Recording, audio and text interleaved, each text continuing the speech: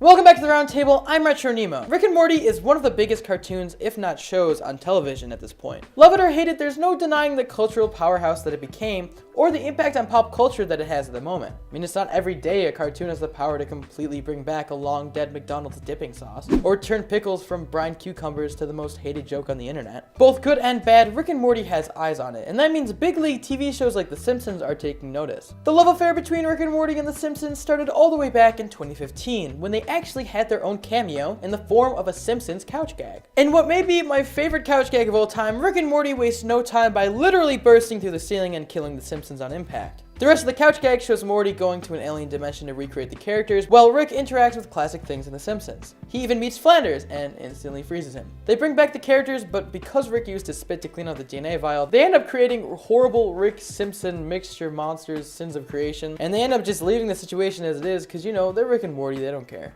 The couch gag was simply incredible. This couch gag was simply incredible. They did everything right. It was super meta and funny and a great introduction for the fans of The Simpsons to these characters.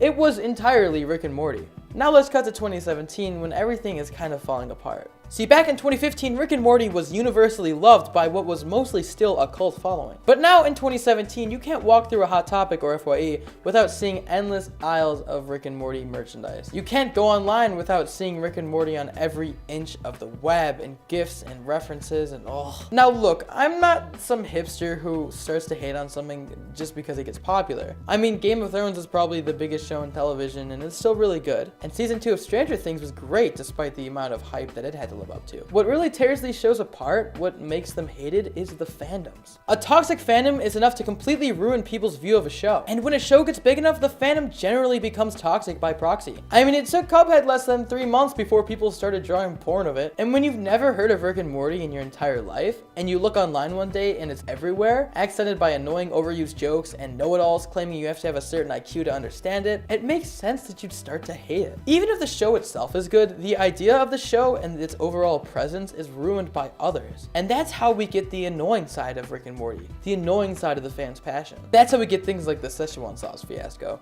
A case where a one-off joke in a premiere was completely warped and twisted by a horrible fandom into an annoying thing that you just couldn't escape. It was only made worse when McDonald's themselves fueled the fire by bringing back the sauce in limited supply, bringing this toxic fan base to the forefront of the public's view, seemingly exposing the Rick and Morty fans as savage animals. It solidified Rick and Morty as a show with a negative public view, and that's still where it stands today. So why am I talking about this? What makes me go on and on about a couch gag and a falls from grace that most other YouTubers have already covered? Well, last Sunday, The Simpsons yet again included Rick and Morty in their show, but this time it was in the form of an edit in the theme song. Maggie pops out of a grocery cart holding a bottle of Szechuan sauce, a reference that ultimately comes off as cringy, annoying, and completely late to the party. It accents the fall of Rick and Morty's pop culture persona. In just 2 years, they went from a perfect couch gag to an overplayed joke that probably evoked more groans than laughs. I mean, really, the whole thing was just a stupid attempt to cash in an already old joke. It was like The Simpsons going, "Hey guys, look,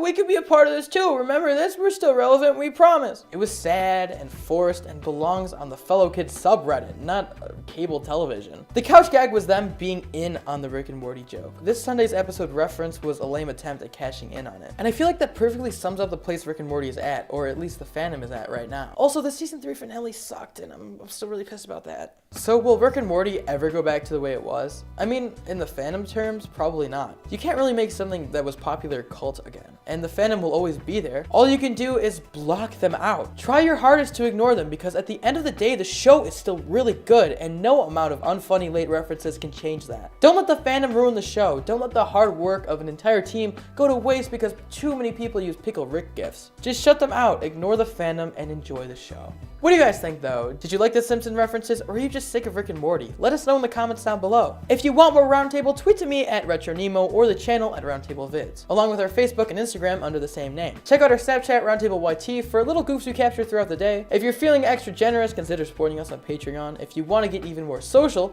check out our Discord and Amino app. If you liked the video, don't forget to leave it a like, share it, and subscribe to the Roundtable for more great cartoon content. Click the bell to join our notification squad. I'm RetroNemo. This is your daily dose of cartoon news. This is my 3rd time recording this video. I hope I did it right. I'll see you guys next time.